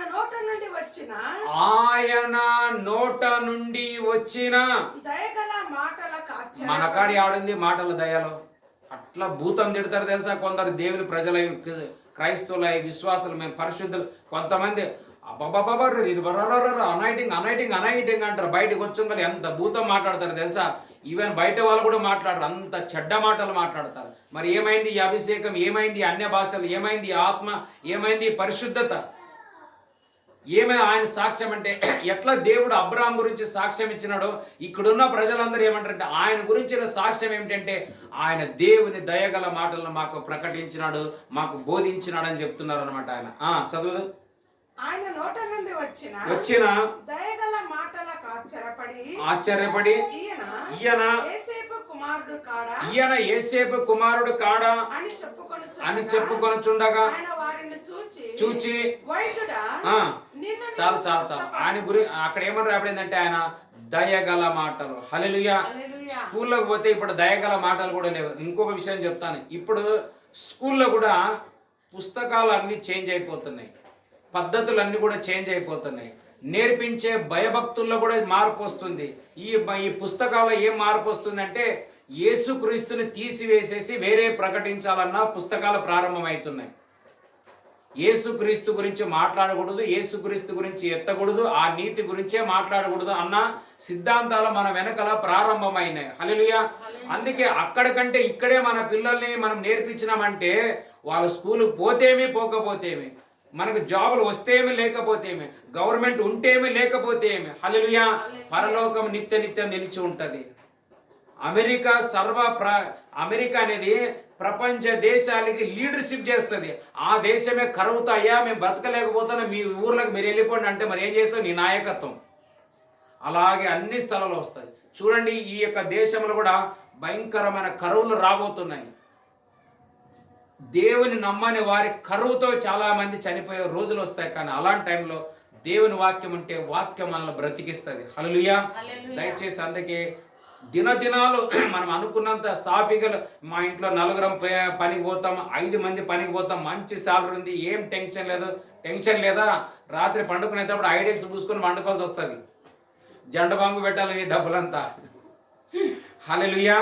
అలా ఎప్పుడు మనం అనుకోకూడదు. ఎట్లా రోజులు ఏమైపోతాయో తెలియదు. అమెరికాలో వాళ్ళు ఇట్లా అనుకోలేదు ఇంత భయంకరమైన పరిస్థితులు వస్తాయని. కానీ తినడానికి త్రాగడానికి నీళ్ళు లేని పరిస్థితి వచ్చేసింది. అలా కాకుండా మనం సుఖంగా ఉండాలంటే దేవుడు మనతో ఉండి నడిపించునుగాక. చదువుదామా. అలాగే కీర్తనలు 34వ అధ్యాయము 8వ వచనం. కీర్తనలు 34:8. Book of Psalm chapter 34 verse 8. 34:8. యెహోవా ఉత్తముడు అని రుచి చూచి తెలుసుకొనుడి, ఆయనను ఆశ్రయించు నరుడు ధన్యుడు. చాలు అంటే రుచి, దేవుని వాక్యం ఎంత రుచి ఉంటదంటే ఇంకొక స్థలంలో ఉంటది. అదే 119వ కీర్తన 103వ వచనంలో తేనె కంటే ఆయన మాట రుచి అయినదని దావీదు అంటాడు. దావీదు ఇంతగా దేవుని ఎందుకు ఇన్ని అధ్యాయాలు రాసుకుంటూ వర్ణిస్తున్నాడంటే వాక్యంలో ఉన్న రుచి గురించి ఆయన మాట్లాడుతున్నాడు. ఎంతమంది ఆయన చంపాలనుకున్నా చంపలేదని నిన్న కూడా చెప్పాను. నిన్న కూడా ఒక వాక్యం చెప్పాను. ఆ వాక్యం చదువు, ఆ మాట ముందు ఇది చదివిన తర్వాత దాన్ని. అదే 119వ కీర్తన 103వ వచనం. 119వ కీర్తన 103వ వచనం. నీ వాక్యములు నీ వాక్యములు నాకు జీవకు నా జివ్వకు ఎంతో మధురములు. జివ్వ అంటే ఏం తెలుసా? నాలుక అన్నమాట.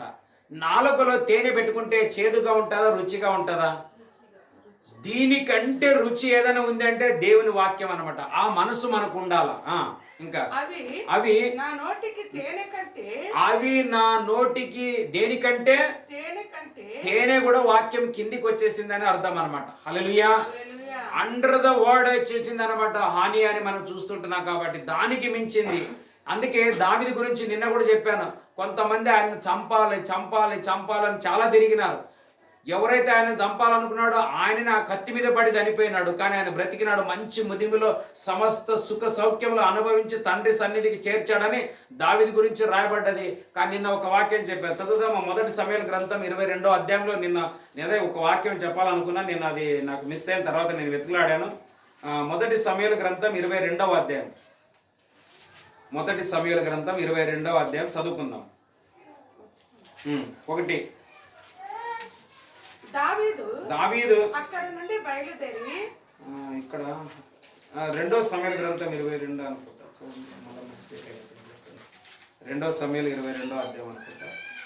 తన శత్రువులు అందరి చేత 2వ సమూయేలు 22లో ఉంటారు. యెహోవా తన్ను సౌలు చేతిలో నుండి, చూసినారా?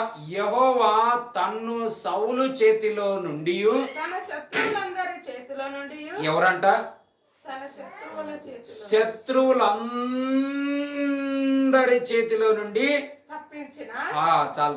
శత్రువులు అంటే ఏం తెలుసా? నలుమూలలు. ఈరోజు అందరికి ఒక నానావి తెలుసు. నిన్న చెప్పిన, మొన్న ఎప్పుడో చెప్పిన, శత్రువులు ఎట్లా ప్రేమించాలా, వాళ్ళ నుంచి ఎట్లా జయం పొందాలని. ఇక్కడ ఏమంటున్నాడు? ఎంతో మంది శత్రువులు ఉన్నారు. శత్రువులు అంటే ఎంతోమంది తెలుసా? ఒకసారి ఒకడు అన్నాడు, దావీదు డల్లై పండుకున్నాడంట, యుద్ధాలు చేసి అలసిపోయినాడు, వాడు మనకు చాలా విరోధిగా ఉన్నాడు, నీవు అనుమతి, ఒక రాజుని అడుగుతావు, ఎవరో కాదు కొడుకుని అడుగుతాడు అబ్షాలోముని, నీవు అనుమతిస్తే 10,000 మంది సైనికులు తీసుకొని పోయి నేను దావీదు మీద యుద్ధం చేస్తాను అన్నాడు. ఎంతమంది అంట? ఆలోచన చేయండి. మరి దావీదుకి ఎంత బలం ఉంటుంది? 10,000 మంది సైనికులు కదిలినారంటే ఆయనలో ఎంత బలం ఉంది. ఇది ఎంత బలం ఎక్కడిదంటే ఏదో చమన్ ప్రాస్ ఏమనేది చమన్ ప్రాస్ టింగ్ టింగ్ అని అప్పుడు అడ్వర్టైజ్ వచ్చాయి టీవీలో. చమన్ ప్రాస్ తింటే ఇట్లా ఇద్దా అట్లా అని అనేటోళ్ళు. ఏ ప్రాస్ తింటే కూడా అంత బలం ఉండేనే ఉండదా? ఆ అడ్వర్టైజ్ ఉండాలో చేసిన వాళ్ళు ఉండలేదు, నాకు కూడా ఇప్పుడు తెలియదు. కానీ దావీదు నేటికి మన మధ్యలో ఉన్నాడు. దావీదు 10,000 మందితో సమానం అంట. కారణం తెలుసా? హృదయంలో ఉన్న. నాకు ఇంత ధైర్యం ఏం తెలుసా? నేను ఎవరికి భయపడడంలో, నన్ను చాలామంది చాలా విధాలుగా ట్రై చేస్తారు, కానీ నేను భయపడను. నన్ను ఏం చేయలేవు, ఏ ప్రాబ్లం. టైం ఆయనది వస్తే అన్నీ ఫెయిల్ అవుతుంది. హల్లెలూయా. ఎందుకు నాకు ఇంత? నా హృదయంలో దేవుని వాక్యాలు. మీరు వాక్యాలు అడగండి, ఏమని చెప్పగలను, నేను ఎట్లా చెప్పగలను. కానీ ఏవేవో అడుగుతారు కదా, అవి నేను చెప్పలేను, అవి నాకు తెలిసి ఉండవు. హల్లెలూయా. అందుకే వాక్యము తేనె కంటే రుచి అయినది అని చూసి ఉంటున్నాం. అలాగే సామెతల గ్రంథం 2వ అధ్యాయం 4వ వచనం. సామెతలు 2:4.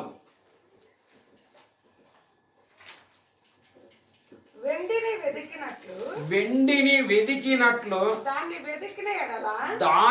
మీరు వెదికిన ఎడల దాచబడిన ధనమును వెదికినట్లు దానిని వెదికిన ఎడల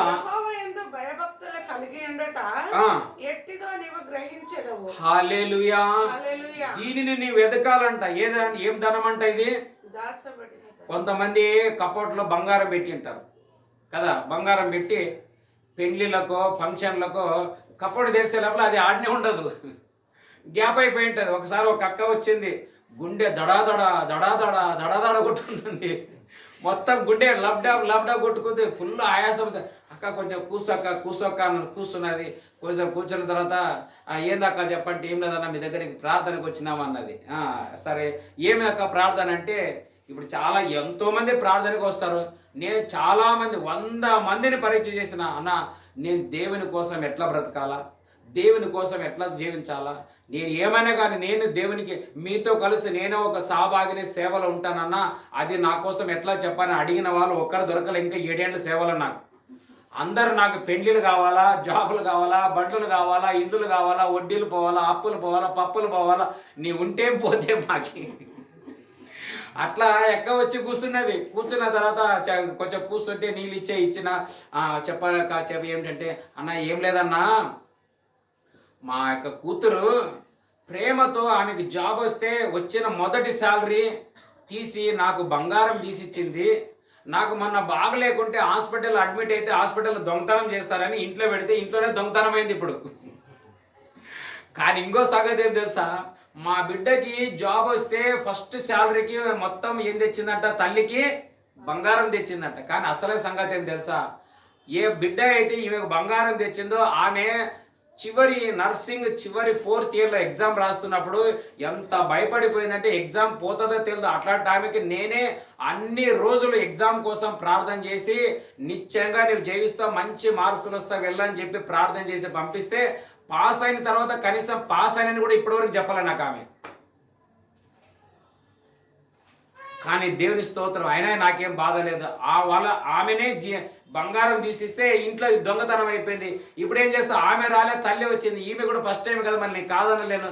సర్లే చెప్పకంటే ఇట్లా పోయిందన్న ప్రేయర్ చేయండి, మీరు ప్రేయర్ చేసి చెప్తారంట, మీ గురించి మాకు వేరే వాళ్ళు చెప్పినారు, వచ్చినామంటే సర్లే మరి ఏం చేస్తాం, ఫస్ట్ టైం కదా, మనం ఫస్ట్ టైం కూడా కర్ర కొడితే పని చేయదని నేను కూడా సర్లే కూర్చోబెట్టి ప్రార్థన చేసినప్పుడు దేవుడు నాకు ఒక మాట అన్నాడు, నీ వెళ్ళు, అది ఎక్కడ ఉంటుందో అక్కడ తిరిగి మళ్ళీ దేవుడు అక్కడనే పెట్టేలాగా ఏ వ్యక్తి తీసినాడో ఆయనతో మాట్లాడతాడో ఆ వ్యక్తి అక్కడనే వెళ్ళి అక్కడనే పెడతారంటే, ఆమె మధ్యాహ్నం ఏమో 5 గంటల కాడ 6 గంటల కాడ వచ్చి నా కాడ ప్రార్థన చేయించుకొని వెళితే 8 గంటలకల్లా యాడ పెట్టింటే ఆడనే ఉన్నదంట మళ్ళీ బంగారం. మళ్ళీ ఫోన్ చేసి చెప్పింది, అన్న థ్యాంక్స్ అన్నా, నేను వచ్చి నీకు స్వీట్ తెస్తానంటే ఇప్పటి వరకు ఇంకా మిశ్రపేడ తయారవుతుంది ఆమె ఇచ్చేదానికి.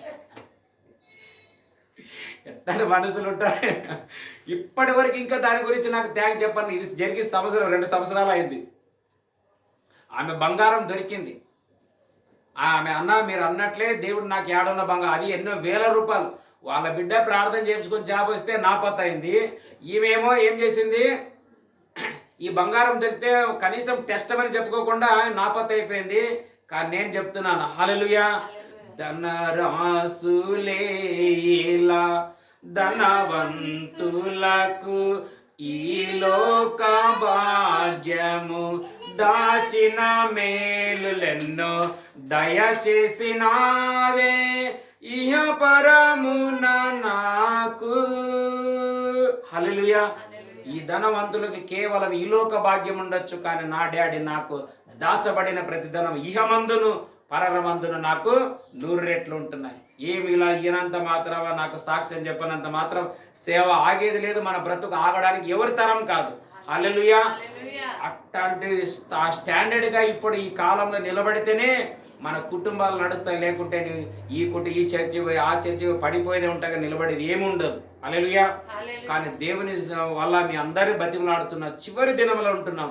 ప్రభు రాకడ అతి సమీపంగా ఉంది. ఒక పక్క వెనకల భయంకరమైన శ్రమ దినాలు సంభవిస్తున్నాయి, రెండో పక్క దేవుడు భయంకరమైన కోపాగ్రస్తుడైన. ఎందుకు తెలుసా, ఇంత మేలులు పొంది కూడా ఇప్పుడు ఒక పాస్టర్కే థ్యాంక్ చెప్పడానికి సిద్ధం లేరంటే మరి దేవునికి ఏం కృతజ్ఞతలు అంటారు. అందుకే దేవుడు చూసి ఇంకా చాలు, నేను భరించలేనని ఉగ్రతను స్టార్ట్ చేసి ఉంటున్నాడు. కానీ దాంట్లో మనం తప్పించబడాలంటే దేవుని సన్నిధిలో ఆయన బిడ్డలమై ఆయన వాక్యాన్ని మనం ధరించుకున్న వారమై ఈ బ్రతుకు గోరిన వాడి అన్నట్లుగా ఆయనతో కలిసి మనం బ్రతుకుదాము. హల్లెలూయా.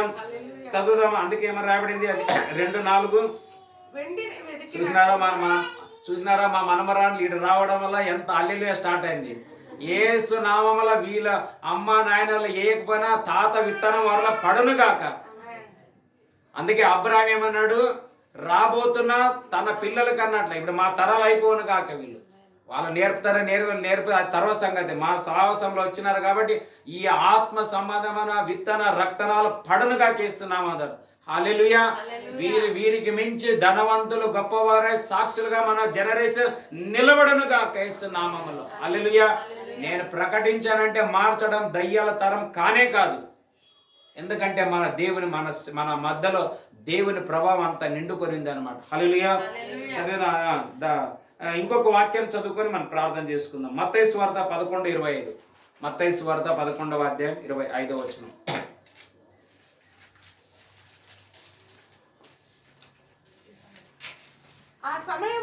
ఆ సమయమున యేసు చెప్పినది ఏమనగా తండ్రి ఆకాశములకును భూమికిని ఒక్క నిమిషం హల్లెలూయా.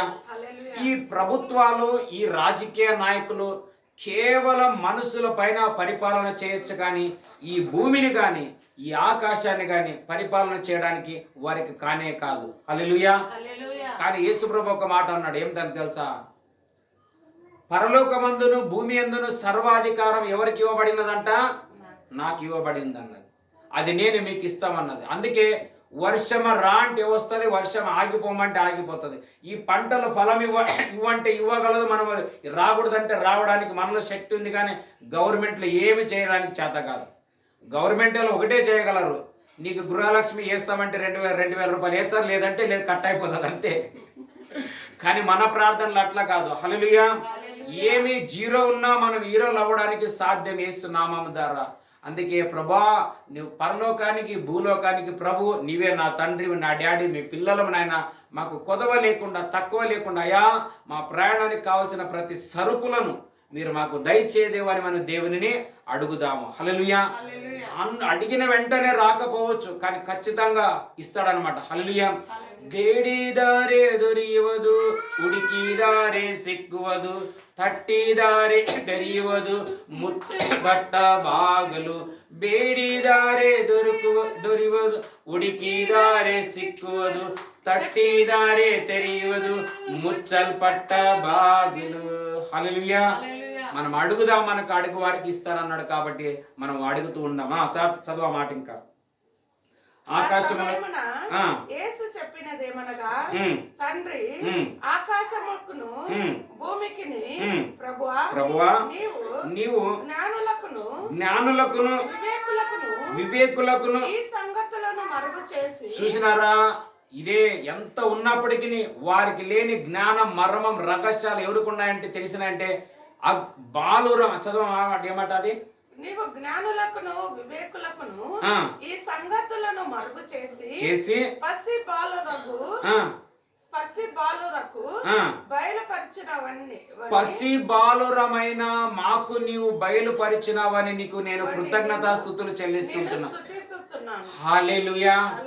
అందుకే ఆలయంకి వచ్చి మనకెంత దేవుని గురించి తెలిసినా నా ఎంత తెలిసినవారు లేరని మనం ఎప్పుడు గర్వపడకూడదు. హల్లెలూయా. గర్వము, అహంకారము, నాకు పాడనొచ్చు, వాక్యం చెప్పనొచ్చు, బైబిల్ గురించి అంత. కొంతమంది ఎక్కడ పోతే పోతావు సూచన, మాకున్నా అనైటింగ్ మాకున్నా లేవు, అట్లా ఎక్కడ పోతావు ఇట్లా పోతానే ధమ్కీలు ఇస్తారు. ఎవరికి ఇస్తున్నాం మనం? అంత పెద్ద దేవుని కుమారుడై ఉండి కూడా యేసుక్రీస్తు ఎవరు? అది మాట ఎవరు మాట్లాడినారు ఆ మాట తెలుసా? స్వయ దేవుని కుమారుడైన యేసుక్రీస్తే తను తాను తగ్గించుకొని ఏమంటాడు తెలుసా? ఆయన పసి బాలురం అంటాడు. పసి బాలురం అంటే ఏమి? ఇప్పుడు ఆ చిన్న బాబు పెద్దోడా చిన్న పసి బాలుడు అంటే ఏమి తెలుసా? పాలు తాగే పిల్లోడని అర్థం. అంత పెద్ద దేవుని కుమారుడై ఉండి కూడా ఈ భూమి మీద ఉన్నప్పుడు తండ్రి దృష్టిలో పాలు తాగే పిల్లోని యొక్క స్వభావమును ధరించుకుంటే ఈరోజు కొంతమంది చర్చి పెద్ద పాస్టర్ల నాయకుల ఎక్కడ పోతావు, ఏం చేస్తావు, ఎట్లా పోతావు, అది కాదు ఇది కాదు, మా దగ్గరికి వచ్చా, మా దగ్గర రా, ఇట్లని దమికిలిస్తా. దేవునికి మించి ఉండామా మనం ఏమన్నా? నేను ఎందుకని నాకు దేవుని వాక్యాన్ని ఎందుకు ఇంత చదువుతానంటే, ప్రతి మోసాల నుండి మనం తప్పించబడాలంటే నీ వాక్యం తెలిసి ఉండాలి, లేకుంటే మోసపోతావు నువ్వు. కొంతమంది ప్రార్థన చేస్తాను రా అని చెప్పి వాళ్ళు మన పైన చేతులు పెట్టారనుకో, మనమున్న ధనమంతా వారికి దొంగతనం అయిపోతుంది. కొంతమంది జీవితాలు జరిగిన నాకు తెలిసి ఒక పుస్తకంలో నేను చదివాను. ఒక ఆమె ఎందుకు ఒక ఆమె ఇక్కడనే నాలో అభిషేకం ఉంది, నాలో అనైటింగ్, దేవుని ఆత్మ వస్తుంది, ఆరా రబా షబా రగ దల రబా అనైటింగ్ అన్నట్టు ఓ దాబు దుబ్బా అని పడేది. ఇప్పుడు చర్చిలోనేమో అందరూ ఆమె పడినప్పుడు అందరూ చూసి అబ్బాబా ఏమి అక్కకి ఎంత అభిషేకం, ఎంత అనైటింగ్, దేవుడు ఎంత దిగి వస్తున్నాడు ఆమె మీద, దిగి వచ్చిన ఆమె కొందరింట్లో అభిషేకం కలిగిన అక్క, అనైటింగ్ అక్క, ఈమె కాకుండా ఎవరిని తీసుకున్నారు ఇంటికో. ఈమె పోయి కూర్చున్న లోపల కొంచెంసేపు నాకు దేవుడు నిన్న రాత్రి చూపించినాడు, నీ చెవులో బంగారు కమ్మలు ఉన్నాయంటే నాకు ఇయ్యాలని చెప్పింది. ఇది మన అభిషేకం. వాక్యం నీకు తెలుసుకోకపోతే మోసపోతాం ఈ చివరి దినాలు. అందుకే బైబిల్లో రాయబడింది, ఆయా ఆత్మలు దేవుని సంబంధం అయినవా లేవా నీవేం చేయాలంటే తెలుసా? తెలుసుకోవాలా. చదువు 1 కొరింథీయులు 2వ అధ్యాయం 10వ వచనం చదువుదాం. 1 కొరింథీయులు 2వ అధ్యాయం 10వ వచనం.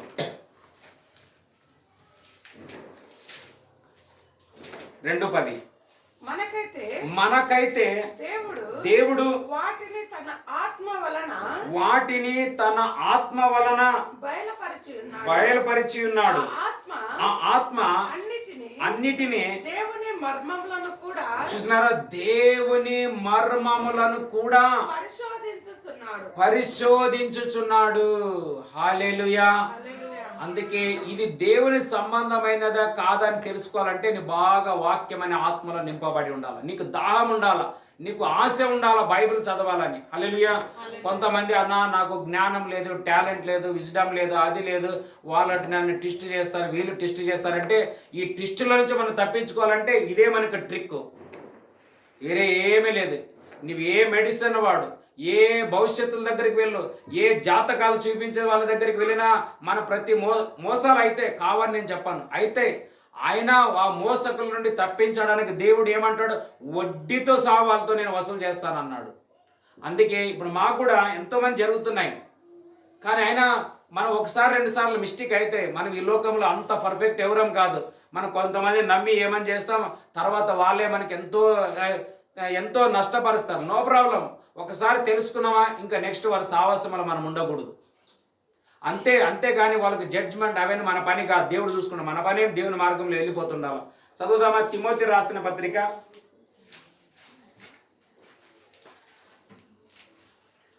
ఎక్కడో వాక్యం ఉన్నది,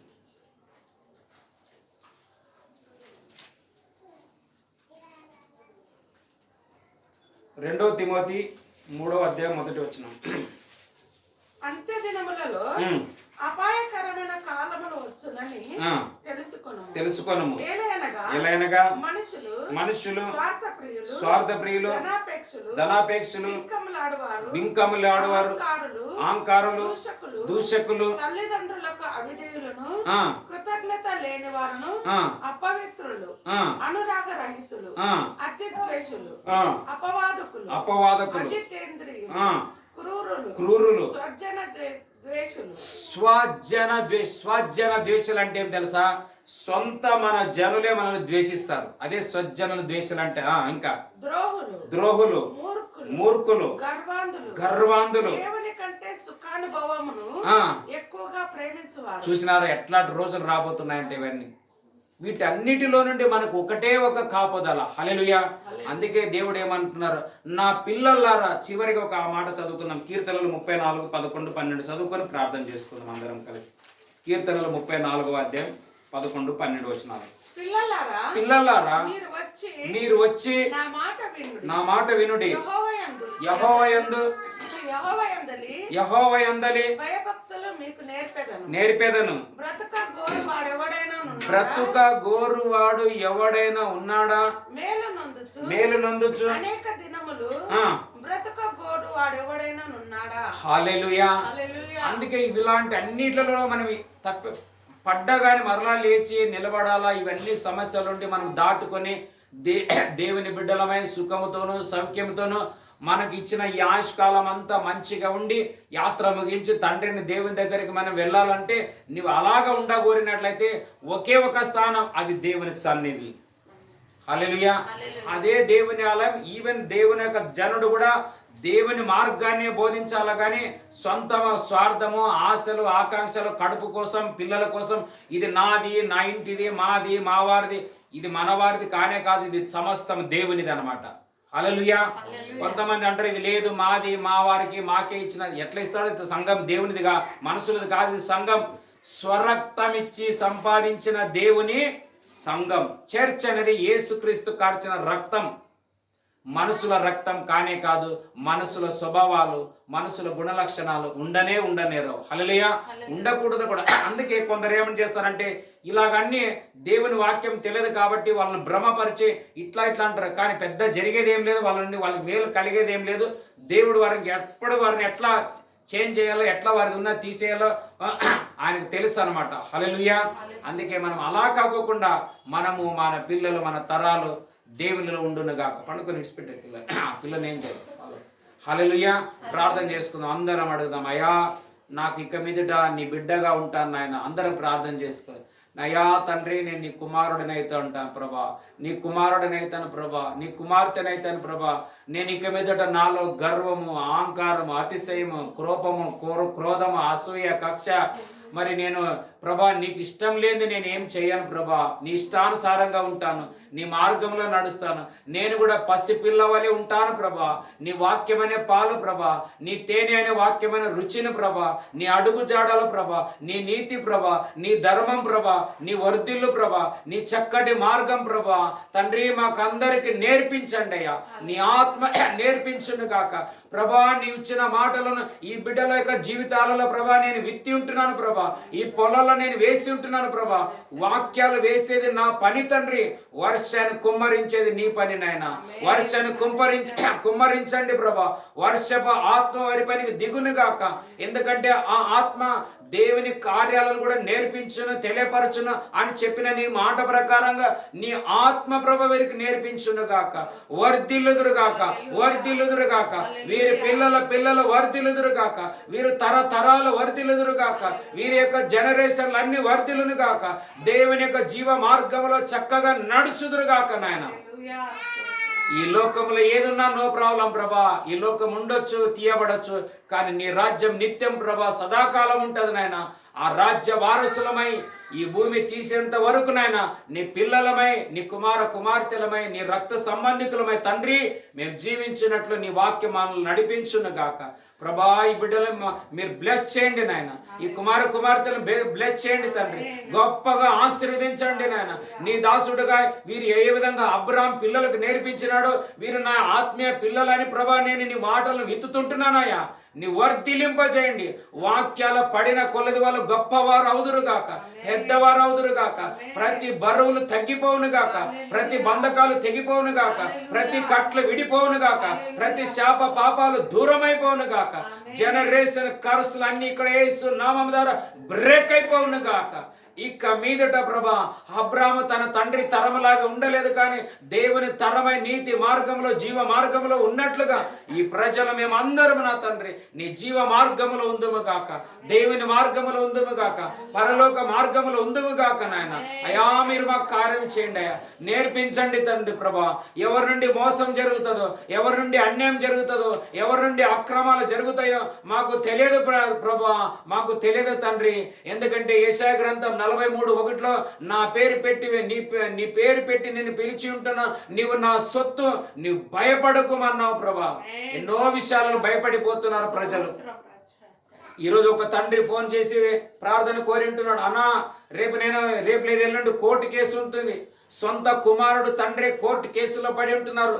ఎవరి వైపు అవుతుందో తండ్రి గుండెలు కొట్టుకుంటున్నాయి. నేను ఉంటానో పోతానో అనే భయం నిన్న రాత్రి నుంచి నాలో పట్టడం వల్ల నేను నిద్రపోలేకపోతున్నాను, నా కోసం ప్రార్థన చేయమన్నాడు. అవును తండ్రి, ఈ లోకం ఇలాగ ఎవరు నమ్మలేము నాయన. తండ్రులు నమ్మలేం, తల్లులు నమ్మలేం, అన్నగారులు అక్కగారులు చెల్లెళ్ళు నమ్మలేని లోకములు ఉంటున్నాం ప్రభా. అపాయకరమైన కాలాలు ఉంటున్నాయి ప్రభా. నీ వాక్యము బ్రతికించును గాక, ప్రతి అపాయముని తప్పించును గాక. యేసు క్రీస్తు నామము ద్వారా ఈ బిడ్డలలో నీవు ఇది జయించలేవు, ఇది నీవు సాధించలేవు, ఇది నీకు కలగదు అని చెప్పే ప్రతి దయ్యమ, ప్రతి భయపెట్టే స్పిరిట్ పొమ్మని ఆజ్ఞాపిస్తుంటున్నాను యేసునామము ద్వారా. మేము జయిస్తాం యేసునామము ద్వారా.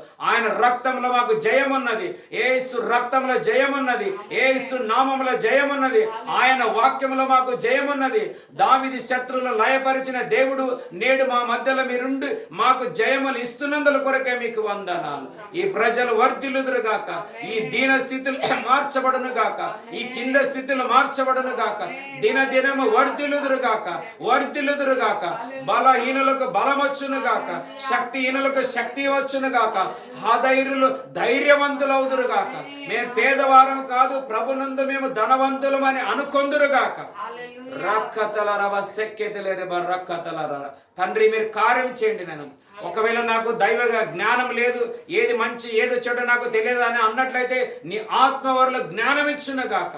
ఎందుకంటే దావీదన్నాడు, దేవుడు నా వ్రేళ్లకు యుద్ధం చేయుట నేర్పిస్తున్నాడు అన్నట్లు. ప్రభా, నేనేం పెద్ద విద్య చేయలేదు నాయన, ఈ లోకంలో ఎన్నోసార్లు ఫెయిల్ అయింటున్నాను ప్రభా, చదువుల్లో ఫెయిల్ అయిపోయింటున్నా ప్రభా, పలుమార్లు ఫెయిల్ అయి పడిపోయినాను ప్రభా.